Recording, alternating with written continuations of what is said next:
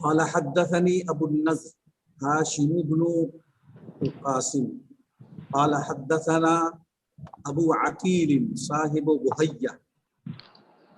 ابو عقیل یحییٰ ابن متوکل، یحییٰ ابن متوکل. ابو عقیل کا نام یحییٰ ابن متوکل ہے. صاحب بحیہ، بحیہ ایک عورت کا نام ہے یا لقب ہے. یہ بحیہ حضرت عائشہ رضی اللہ عنہا سے کئی روایتیں بیان کرتی ہیں، ان سے انہوں نے حدیثیں بیان کی ہیں، کئی حدیثیں. اسی کے غلام، بحیہ کے غلام ابو عقیل یحییٰ ابن متوکل ہے. ابو عقیل جو بحیہ کے غلام ہیں، صاحب کے معنی یہاں پر مولا، مولا بحیہ، بحیہ کے غلام، وہ بیان کرتے ہیں ابو عقیل یحییٰ ابن متوکل: كنت جالسا عند القاسم بن عبید اللہ و یحییٰ بن سعید، کہ ایک مجلس میں ہم بیٹھے ہوئے تھے اور اس مجلس میں قاسم بن عبید اللہ بھی تھے اور یحییٰ بن سعید بھی تھے. اسی مجلس میں بھی بیٹھا ہوا تھا. فقال یحییٰ، یعنی یحییٰ بن سعید، یحییٰ بن سعید نے قاسم سے کہا: یا محمد انہ قبیح علی مثلک عظیم ان تسأل عن شیء من امر هذا الدین فلا یوجد عندک منہ علم ولا فرج او علم ولا مخرج. ان سے کہا قاسم سے کہ یہ بات بہت ہی نازیبا ہے اور بہت ہی نامناسب ہے آپ جیسی شخصیت کے لیے. علی مثلک، آپ جیسی شخصیت کے لیے یہ بات بہت نامناسب ہے. عظیم، اور بہت ہی گرا ہے، خطرناک ہے اور بہت ہی اہم ہے. کیا بات؟ ان تسأل عن شیء من امر هذا الدین، کہ اس دین کے اور شریعت کے بارے میں کوئی مسئلہ آپ سے دریافت کیا جائے اور اس مسئلے کا علم آپ کے پاس نہ ہو. کوئی بات معلوم کی جائے اور کسی بات پر آپ کہتے کہ مجھے نہیں معلوم. آپ اتنے بڑے آدمی ہو کر کے آپ جیسے کے لیے یہ بات نامناسب لگتی، اچھی نہیں لگتی، بہت ہی اہم بات، خطرناک بات کہ آپ جیسی شخصیت اعلیٰ درجے کی، آپ سے کوئی بات مسئلے کی پوچھی جائے، دین کے بارے میں کوئی بات معلوم کی جائے اور آپ کہہ دیں کہ نامعلوم. فلا یوجد عندک منہ علم، اس سوال کے بارے میں آپ کا کوئی علم نہ ہو آپ کے پاس. ولا فرج، اور نہ کوئی حل ہو. اور علم ولا مخرج، یا علم ہو اور اس سے اس کا کوئی نکلنے کا راستہ نہ ہو. کل ملا کر کے آپ مسئلے کا جواب نہ دے پائیں، سوال کا جواب نہ دے پائیں، یہ بات آپ کے لیے اچھی نہیں لگتی آپ جیسے کہ. فقال ابو القاسم، فقال له القاسم وعم ذاک، ایسا کیوں، کس وجہ سے یہ بات آپ کس وجہ سے کہہ رہے ہیں کہ یہ بات مناسب نہیں ہے کہ کسی سے کوئی بات پوچھی جائے اور اس کو علم نہ ہو تو وہ کہے کہ مجھے معلوم نہیں، یہ بات نامناسب کیسے ہے؟ تو اس کا جواب دیا یحییٰ بن سعید نے: لأنک ابن امام خدا، لأنک ابن امام خدا، اس لیے کہ آپ ہدایت کے دو امام کے خانوادے کے فرد ہیں. امام تسنیہ، خدا، ہدایت کے، دین کے یا ہدایت کے دو امام کے خانوادے کے فرد ہیں آپ. اور آگے اس کی تشریح بھی کر دی: ابن ابی بکر و عمر، ننیالی اعتبار سے ابو بکر صدیق رضی اللہ عنہ سے ان کا خاندان جڑتا تھا، القاسم کا، اور دادیالی اعتبار سے حضرت عمر رضی اللہ عنہ تک پہنچتا تھا. یعنی ان کے والد حضرت عمر رضی اللہ عنہ کے خاندان کے تھے اور ان کی والدہ حضرت ابو بکر صدیق رضی اللہ عنہ کے خاندان سے تھے. اور یہ دونوں بہرحال شیخین رضی اللہ عنہما، ابو بکر صدیق رضی اللہ عنہ، حضرت عمر رضی اللہ عنہ، بلا شبہ یہ ہدایت کے امام ہیں، ایک خلیفہ اول ہیں اور ایک خلیفہ ثانی ہیں، صحابہ کرام میں سب سے اونچا مقام ہے، سب سے افضل مقام ہے۔ ان کے خانوادے دادیالی اور نانیالی نجیب الطرفین ہیں آپ، یعنی دو سلسلے نسب سے آپ کا مقام اونچا ہے۔ نانیال آپ کا ابو بکر صدیق رضی اللہ عنہ کا خاندان اور دادیال آپ کا حضرت عمر رضی اللہ عنہ کا خاندان، اور آپ ایسی بات کریں کہ مجھے نہیں معلوم۔ تو اس پر حضرت قاسم نے جواب دیا، یقول له القاسم اقبح من ذاک عند من عقل عن اللہ ان اقول بغیر علم واخذ عن غیر ثقت۔ بہت زبردست جواب دیا کہ آپ ہم کو یہ بات کہہ رہے ہیں کہ یہ بات بہت نامناسب ہے کہ اتنے بڑے خانوادے کے فرد ہونے کے باوجود کسی سوال کے جواب میں کہہ دیں لا ادری، یہ بہت نامناسب لگی آپ کو۔ اور ہمارے نزدیک اس سے زیادہ خطرناک بات اور اس سے زیادہ قبیح اور گھناؤنی بات اور اس سے زیادہ نامناسب بات یہ ہے کہ بغیر علم کے میں جواب دے دوں، معلوم نہیں یا جواب دے دوں میں، یا غیر معقول غیر معتبر آدمی سے کوئی بات نقل کر کے بیان کر دوں، آخذ عن غیر ثقت، غیر ثقہ غیر معتبر آدمی سے کوئی بات نقل کر کے بیان کر دوں، بڑے آدمی ہو کر کے یہ بات کہہ رہے ہیں، تو پھر ہما شما کا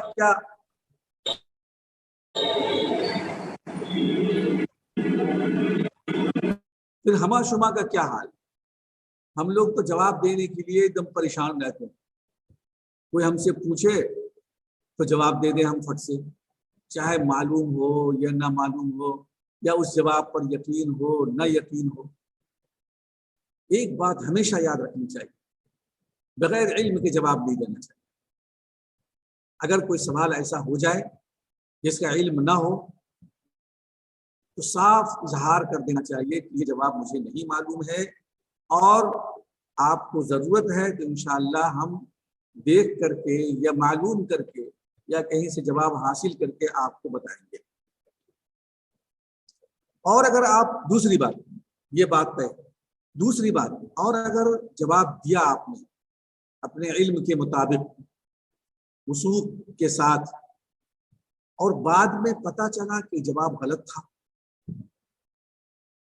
تو بلا کسی تردد کے، بلا کسی جھجک کے اسی مجمع میں اور اسی طرح کے مجمع میں اس بات کا اظہار برملا کر دینا چاہیے کہ کل ایک صاحب نے مجھ سے یہ بات پوچھی تھی اور اس کا جواب میں نے یہ دیا تھا، وہ جواب غلط تھا، میری نادانی تھی، میری کم علمی تھی، اس کا جواب یہ ہے، یہ صحیح جواب ہے اور وہ جواب غلط تھا۔ بہت ہمت کی بات ہے، بہت ہمت کی بات، لیکن میں آپ کو یقین دلاؤں، تو کیسے یقین دلاؤں مجھے نہیں معلوم، کیسے یقین آئے گا آپ کو، لیکن میں آپ کو یقین دلاتا ہوں کہ یہ موقف اختیار کرنے سے آدمی کی عزت گھٹتی نہیں ہے، بڑھتی، اعتماد بڑھتا ہے۔ بھلے ہی اس کو ایسا محسوس ہو کہ ہم نے تو جواب دے دیا تھا کہ یہ چیز جائز ہے، حالانکہ یہ ناجائز ہے، اب کل میں کیسے بتاؤں، لوگ سمجھیں گے کہ لوگ صاحب غلط بات غلط جواب دیتے ہیں، یا غلطی پکڑی جائے، غلطی کوئی بتا دے کہ آپ نے جو جواب دیا ہے یہ جواب غلط ہے اور اس کا صحیح جواب یہ ہے اور اس کی دلیل یہ ہے، یہ حدیث کے اندر موجود ہے یا فلاں کتاب میں یہ بات لکھی ہوئی ہے، تو فوراً اعتراف کر لینا چاہیے، فوراً مان لینا چاہیے۔ میں آپ کو سچ بتاتا ہوں، بالکل سچ، کہ اگر ایسا کیا جائے تو میں یقین کے ساتھ کہتا ہوں کہ ذرہ برابر عزت میں کمی نہیں ہے۔ لیکن اگر آپ نے تعویل کی جیسا کہ ہم لوگوں کا پرانا طریقہ ہے، نہیں میرا مطلب یہ تھا اور میرا مطلب یہ تھا اور یہ ہے اور یہ جواب ہے اور فلاں حدیث میں ہے اور فلاں جگہ کتاب میں موجود ہے، تو یقین مانیے آپ کی عزت کا جنازہ نکل جائے گا۔ اور اگر آپ نے جواب پر یہ کہا کہ مجھے نہیں معلوم، تو اس سے بھی عزت آپ کی نہیں نکلے گی، لوگوں کا اعتماد بڑھے گا کہ مولوی صاحب، یہ مفتی صاحب ایسے ہیں، صاف کہہ دیتے ہیں کہ مجھے نہیں معلوم، اس لیے ان کی بات پر یقین کرنا چاہیے۔ اور میں خود اپنا تجربہ بتاتا ہوں، لوگ مجھ سے کئی سوال کرتے ہیں، فون پر مسائل پوچھ لیتے ہیں، حالانکہ میں مفتی نہیں ہوں باقاعدہ، ان کتابیں پڑھاتے پڑھاتے مسئلے کو بتاتے بتاتے بہت سے بات معلوم ہو گئی، یقین کے ساتھ، دلائل کے ساتھ لوگ پوچھ لیتے ہیں مجھ سے۔ میں یقین کے ساتھ کہتا ہوں میں مفتی نہیں ہوں، باقاعدہ مفتی نہیں، میں نے افتاء نہیں کیا، لیکن ایک لمبا تجربہ تدریس کا اور کتابوں کے پڑھانے کا، تو لوگ مجھ سے پوچھ لیتے ہیں۔ کبھی کبھی ایسے نئے مسائل ہوتے ہیں حالات کے اعتبار سے جس کا جواب بر وقت میرے دماغ میں نہیں ہوتا، تو میں کہہ دیتا ہوں بھائی ایسا ہے کہ ابھی نہیں معلوم مجھے 2 گھنٹہ وقت دے دیجیے، 3 گھنٹہ وقت دیجیے، میں بتاؤں۔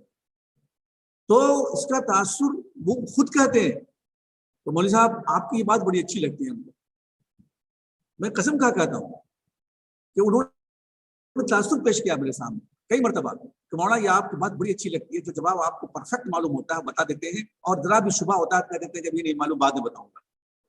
اس سے ہمارا اعتماد بڑھتا ہے آپ کے اوپر۔ تو اس لیے میں یہ بات صرف نظریاتی طور پہ نہیں کہہ رہا ہوں، تجرباتی طور پہ کہہ رہا ہوں، لیکن ہمارے اندر ہمت نہیں ہے۔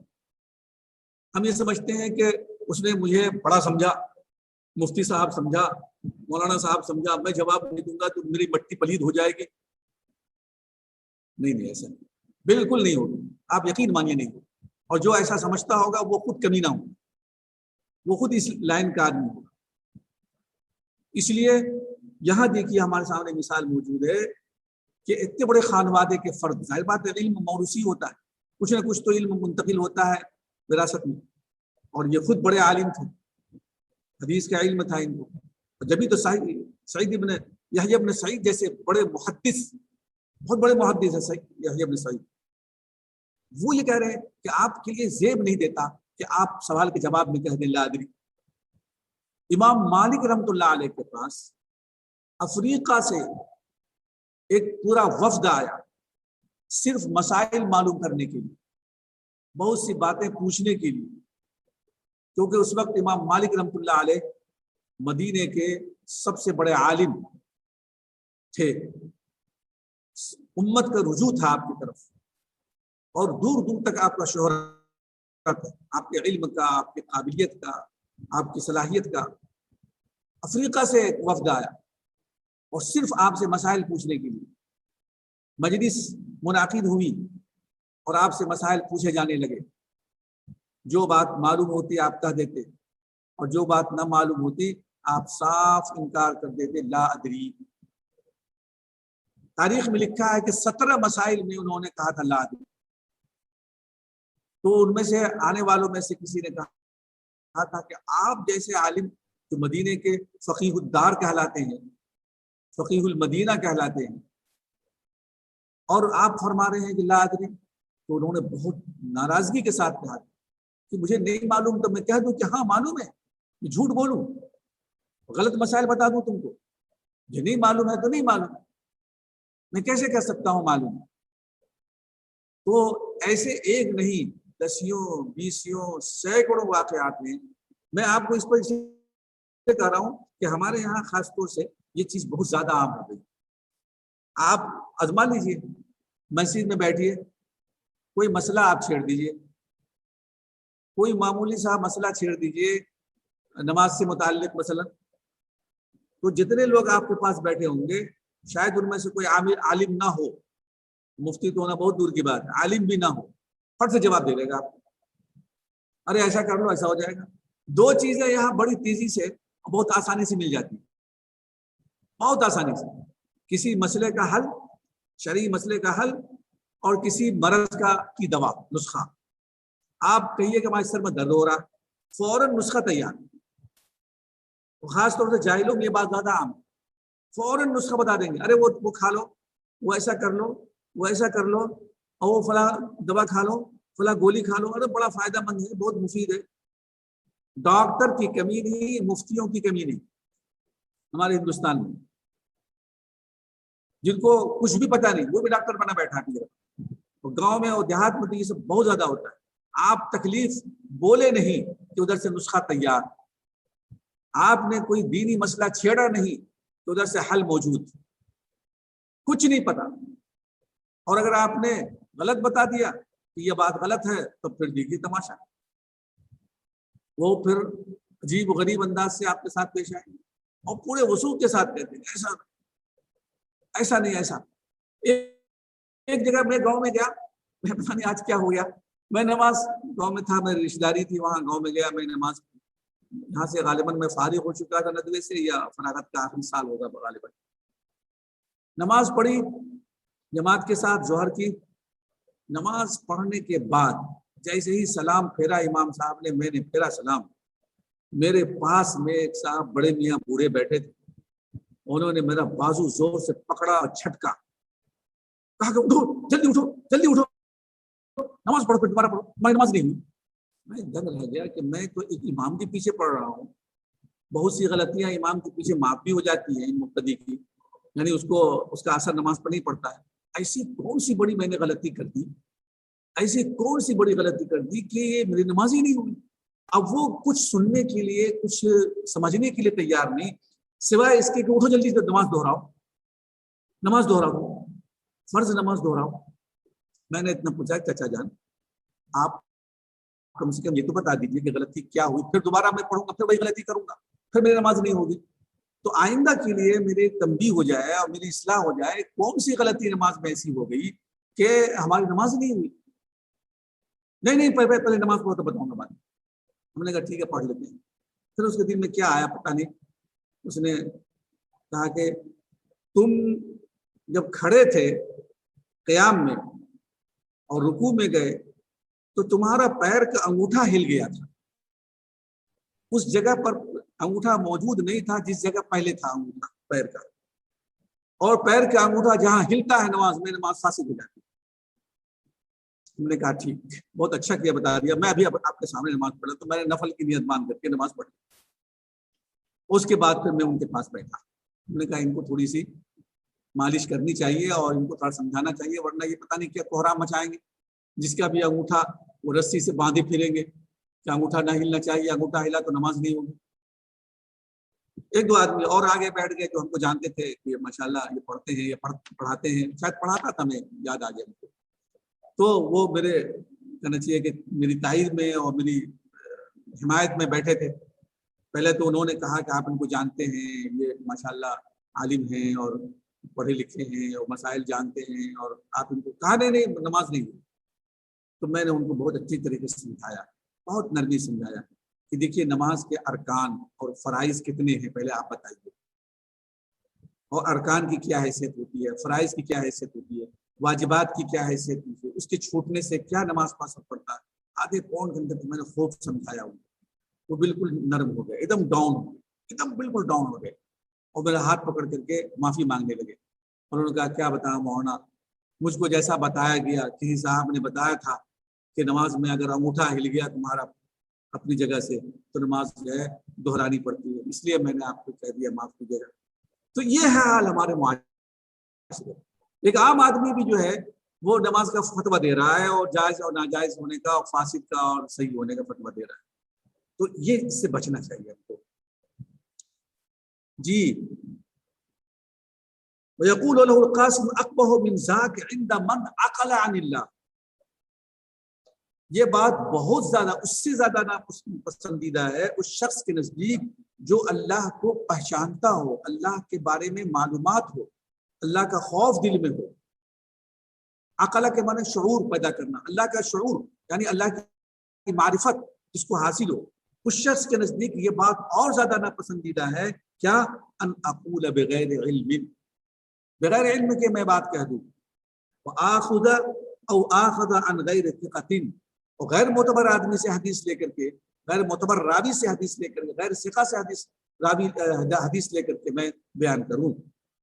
قال فسكت فما اجابه. یحییٰ ابن سعید نے جب جواب سنا تو خاموش ہو گئے اور کوئی جواب نہیں دیا. یحییٰ ابن سعید اپنی بات عرض پیش کر رہے ہیں.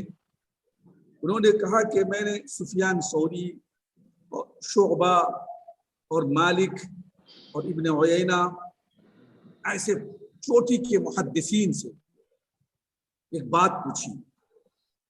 وہ یہ بات تھی کہ عن الرجل لا يكون ثبتا في الحدیث.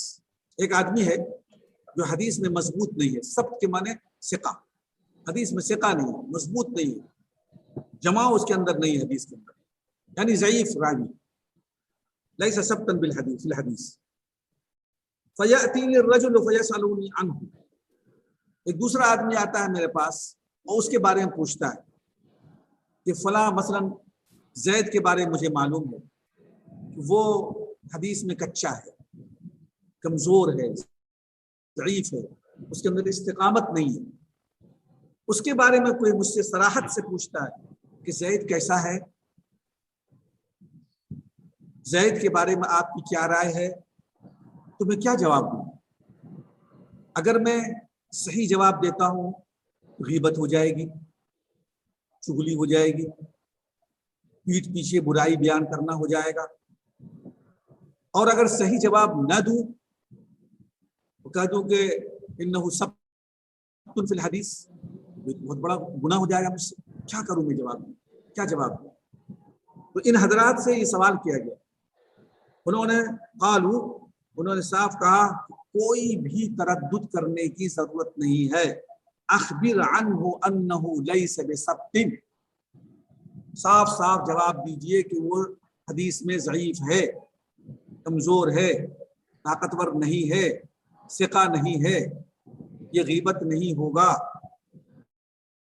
یہ غلط نہیں ہوگا, گناہ نہیں ہوگا. اب اس سے ایک بات معلوم, جو غیبت کی مذمت کی جاتی ہے اپنی جگہ درست, بہت خطرناک ہے. یہ ہمارے معاشرے کا, ہمارے مجلس کا چرخارا. بغیر غیبت کی مجلس مکمل نہیں ہوئی. کسی دوسرے شخص کی برائی اس کے پیٹھ پیچھے بیان کرنا جو اس کے اندر ہو, اگر بیان کیا جاتا ہے تو مقصد دیکھا جائے گا, کیا مقصد ہے برائی بیان کرنے کا. اگر مقصد صالح ہے, دین کو بچانا ہے, یا کسی شخص کو واقعی اس کی شرارت سے بچانا ہے, اور دل میں کوئی بھی ذرہ برابر اس کی توہین یا اس کی ذلت یا اس کی رسوائی مقصود نہیں ہے, خالص صالح مقصد ہے, تو نہ صرف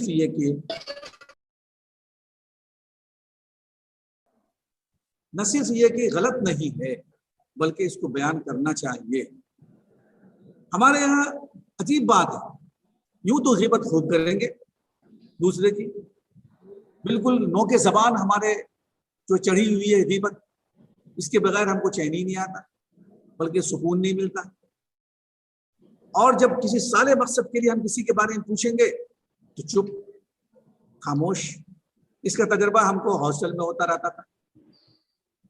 شور ہو رہا ہے, کسی نے کوئی غلطی کی ہے, کسی نے کوئی بڑا جرم کیا ہے, کسی کے بارے میں مجھے معلوم ہوا ہے کہ یہ اس طرح کی غلطیاں کر رہا ہے یا قانون کی خلاف ورزی کر رہا ہے. اب اس کی تصدیق کے لیے ہم کمرے والے کو بلا کر کے پوچھیں گے کہ بھئی فلاں کے بارے میں تمہیں معلوم ہے اس نے ایسی غلطی کی ہے؟ نہ, بالکل نہیں, جبکہ معلوم ہے اس کو, نہیں بتائے گا, جان پر چلی جائے گی نہیں بتائے گا. اور ایک عجیب واقعہ میں بتاؤں آپ کو, ایک مرتبہ واقعہ ہے, آج سے 6-7 سال 8 سال پہلے کی بات ہے. میں جس کمرے میں ہاسٹل میں رہتا ہوں, میرے بازو والے کمرے کا بڑا شور ہو رہا تھا, بہت شور ہو رہا تھا, اور 2 لڑکے کی آواز آ رہی تھی لڑنے کی. میں سنتا رہا کہ اللہ کیا شور ہے, بہت زبردست. میں سوچا نکلوں باہر ذرا دیکھوں پوچھوں کیا ہے. اتنے میں بہت تیز پھاک سے جیسے کوئی پٹاخہ چھپتا ہے, وہ پٹاخہ چھپنے کمرے سے آواز ہے. خیر میں گیا, اندر گیا, کمرے کھلوایا, کمرہ کھلا, بند کر کے دونوں لڑ رہے تھے. کمرہ کھلوایا, کمرہ کھولنے کے بعد دیکھا کہ راڈ جو ہے ٹوٹ گیا اور دونوں کے ہاتھ میں لکڑی. ایک کے ہاتھ میں لکڑی ہے، ایک کے ہاتھ میں اور پتہ نہیں کیا چیز ہے، دونوں ایک دوسرے کو مارنے کے لیے تیار ہے، اور راڈ ابھی ٹوٹا ہے فوراً۔ ظاہر بات ہے ان دونوں کی آپس کی جھڑپ سے کسی کی لکڑی راڈ میں لگی ہے اوپر، وہ راڈ ٹوٹا ہے، اسی کی آواز تھم سے آئی تھی، پٹاخے کی۔ پہلے تو میں نے پوچھا راڈ کس نے توڑا، دیکھیے دونوں لڑ رہے ہیں آپس میں، ظاہر بات ہے کوئی دشمنی ہوئی ہوگی، آپس کی کوئی لڑائی زبردست ہوئی ہوگی، یا کسی بات پر دونوں کے ایک دوسرے کی ناراضگی ہوئی ہوگی۔ میں ان سے پوچھ رہا ہوں کہ راڈ کس نے توڑا، ان سے بھی پوچھ رہا ہوں راڈ کس نے توڑا، دونوں چپ، دونوں یہ بتانے کے لیے تیار نہیں کہ اگلے آدمی نے توڑا۔ ظاہر بات ہے اس میں سے کسی ایک نے توڑا ہوگا، اور دوسرے کو معلوم ہے کہ اس کے ڈنڈے سے راڈ ٹوٹا ہے، لیکن نہیں بتایا کیا ہوا۔ بعد میں نے جو کچھ کیا، لیکن بتانا مقصد یہ ہے کہ ایک دم آنکھوں دیکھی بات وہ بتانے کے لیے تیار نہیں۔ حالانکہ میرا مقصد صالح تھا، اور ہم کسی کی تذلیل اور ذلت نہیں چاہتے تھے بھائی، ہم دونوں کو جھگڑا چھوڑانا چاہتے تھے، دونوں کا کسی کا حق مارا جا رہا تو وہ حق دلانا چاہتے تھے، راڈ ٹوٹا تھا اس کو بنوانا چاہتے تھے، کمرے کا نقصان ہوا تھا، لیکن نہیں بتائیں۔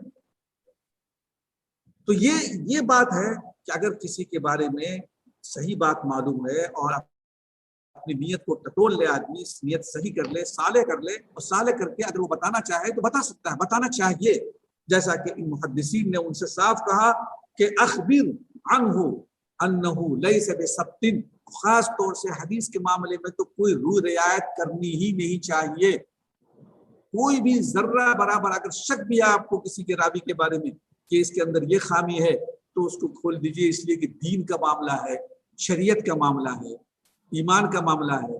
اگر آپ نے اس کے عیب کو چھپا دیا، اس کی غلطی کو، خامی کو چھپا لیا، اور اس کو آپ نے آگے بڑھا دیا روایت کرنے کے لیے، تو دین کا کباڑا کر کے رکھ دے گا، وہ غلط بیانی کر دے گا، اور جو ہمارا علم حدیث محفوظ ہے انہی باتوں کی وجہ سے، وہ حفاظت ختم ہو جائے گی، وہ تحفظ باقی نہیں رہے گا۔ عبید اللہ ابن سعید نے کہا کہ ہم نے نضر سے یہ بات سنی کہ سئل ابن عون، بہت بڑے محدث ہیں، نقاد بھی ہیں، اور ان کی قینچی بہت تیز ہے، کسی کو بخشتے نہیں آسانی سے۔ ان سے پوچھا گیا، شہر ابن حوشب ایک راوی ہیں، شہر ابن حوشب، ان کے بارے میں پوچھا گیا، ان کے حدیث کے بارے میں پوچھا گیا کہ شہر ابن حوشب جب حدیث بیان کرتے ہیں کہ اس حدیث کی حیثیت کیا ہے، مقام کیا ہے، اور شہر ابن حوشب کیسے ہیں، کہ ان کی روایت لینے کے قابل ہے یا نہیں، اور ان پر اعتماد کیا جا سکتا ہے یا نہیں۔ وَهُوَ قَائِمٌ عَلَى أُسْقُفَّةِ الْبَابِ، یعنی وہ دروازے کی چوکھٹ، اسقفہ کے معنی چوکھٹ، دروازے کے چوکھٹ پر کھڑے تھے، یہ بتانے کے لیے کہ آگے جا کر کے یہ اطمینان سے بیٹھ کر کے اس کا موقع نہیں مانگا، جس حال میں تھے۔ اور ظاہر بات ہے آدمی جب دروازے میں داخل ہوتا ہے، چوکھٹ پہ ہوتا ہے، یا تو وہ باہر جا رہا ہوتا ہے یا اندر جا رہا ہوتا ہے، کسی کام کو انجام دینے کے لیے وہ اس مرحلے سے جلدی سے گزرنا چاہتا ہے تاکہ وہ کام کو انجام دے، لیکن وہ دروازے کی چوکھٹ پر موجود تھے ابن عون، اور اسی حال میں انہوں نے حوشب کے بارے میں ان کا کچا چٹھا کھول دیا، دیر نہیں کی، تعمل نہیں کیا، تردد نہیں کیا، کیا کہا؟ ان شہرا نزکوہ، ان شہرا نزکوہ، نزک، بعض لوگوں نے زے کے نقطے کو تھوڑا سا پیچھے کھسکا دیا ہے، زے کے نقطے کو تھوڑا سا پیچھے کھسکا دیا ہے، اور جب پیچھے کھسکا دیں گے تو کیا ہو جائے گا؟ ترکوہ، ان شہرن ترکوہ ہو جائے گا۔ بعض روایت میں یا بعض نسخے میں ترکوہ کا بھی لفظ موجود ہے، لیکن محققین کی رائے یہ ہے کہ ترکوہ نہیں ہے، نزکوہ ہی ہے۔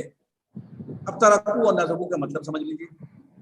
نزکوہ کا مطلب متکلم فی ہونا، جس کے بارے میں محدث نے کلام کیا ہو، جس پر تنقید کی ہو، جس کے حالات کو چھیڑا ہو، نزک ینزک نسکن، اس پر کلام کیا ہو، اس کے حالات کو چھیڑا ہو، اور وہ متکلم فی ہو گیا ہو۔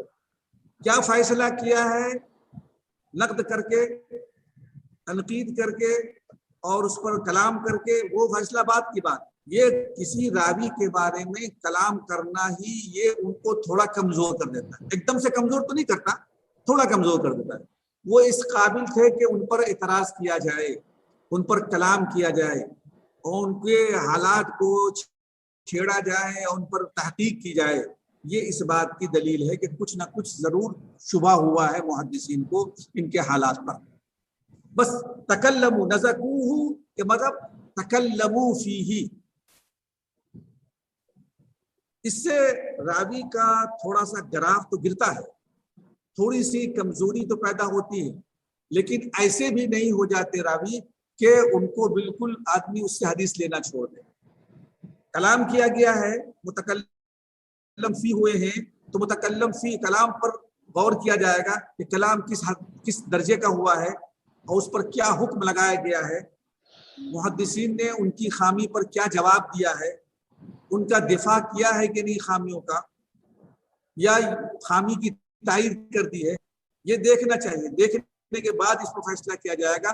اگر خامی کا محدثین نے جواب دیا ہے, بہت سے محدثین ایسے ہوتے ہیں, راوی ایسے ہوتے ہیں کہ بعض محدثین ان پر کلام کرتے ہیں اور ان کے بارے میں کوئی عیب نکال کر کے سامنے لاتے ہیں, اور وہ کہتے ہیں کہ ان کے اندر یہ عیب ہے, لہٰذا میرے نزدیک یہ راوی متروک ہیں. لیکن دوسرے محدث اس کا جواب دیتے ہیں کہ یہ جو عیب فلاں صاحب نے نکالا ہے یہ میرے نزدیک متروک نہیں ہے, اس لیے کہ یہ عیب اس طرح سے ہے اور یہ غلط ہے, یا وغیرہ وغیرہ. ایک ہی راوی کے بارے میں محدثین کے دو تین رائے ہو جاتی ہے. تو یہ کلام کرنے کے بعد اور اس پر تکلم کرنے کے بعد ہوتا ہے. اس میں گنجائش اس بات کی ہوتی ہے کہ اس کو قبول کر لیا جائے, اور اس کا بھی امکان ہوتا ہے کہ اسے قبول نہ کیا جائے. بہت سے راوی ایسے ہوتے ہیں جن پر کلام کیا جاتا ہے, بعد میں وہ مقبول ہو جاتے ہیں, کوئی چیز نہیں نکلتی, کوئی خرابی اور خامی نہیں نکلتی, قبول ہو جاتی. لیکن ترکوہ کا مطلب تو صاف آر پار کی بات ہو جائے, یعنی راویوں محدثین نے ان کو چھوڑ دیا ہے, متروک قرار دے دیا ہے, یعنی ان سے روایت لینا چھوڑ دیا ہے اور ہدایت دے دی ہے کہ یہ ایسے راوی ہے کہ جن سے روایت نہیں لی جا سکتی. اس لیے نزکوہ ان کے لیے, حوشب کے لیے, ابن حوشب کے لیے زیادہ ہلکا لفظ ہے, اور ترکوہ زیادہ خطرناک لفظ ہے. اکثر محدثین نے اس کو نزکوہ ہی پر محمول کیا ہے کہ ان پر کلام کیا گیا ہے, ان کو متروک نہیں کیا گیا ہے.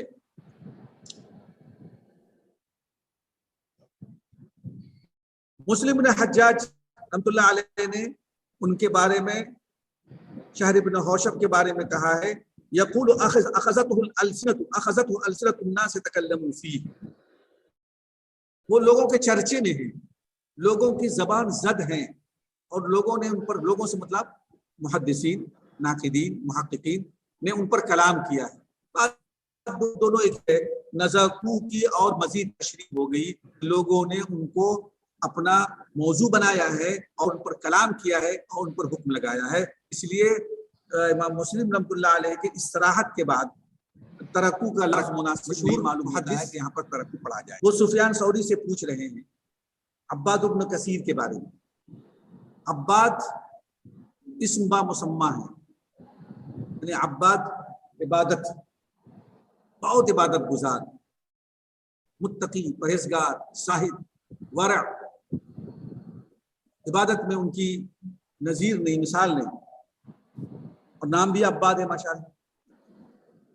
ان عباد ابن کثیر من تعرف حالہ. سفیان ثوری سے عبداللہ ابن مبارک نے پوچھا کہ عباد ابن کثیر جس کے بارے میں آپ اچھی طرح جانتے ہیں, ان کے حالات سے آپ واقف ہیں, اذا حدث جاء بامر عظیم, جب حدیث بیان کرتے ہیں طوفان کھڑا کر دیتے ہیں.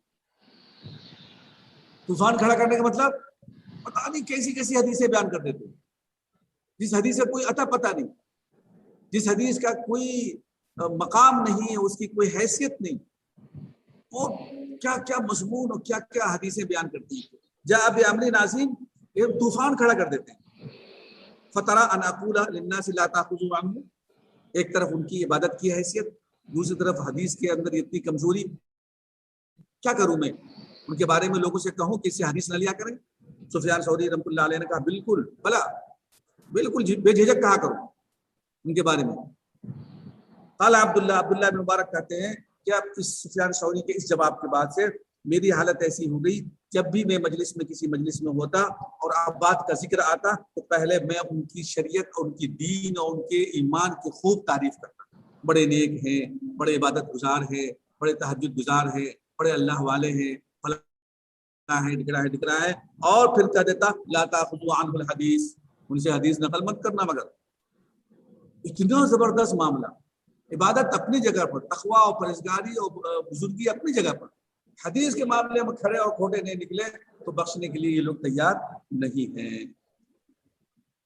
وبی قال حدثنا محمد قال حدثنا عبد الله بن عثمان قال ابي قال عبد الله بن مبارك اثنيت على انتهيت الى شعبة فقال هذا عباد بن كثير فاحذروه، ان سے بچا کرو اور ان سے حدیث مت لیا کرو۔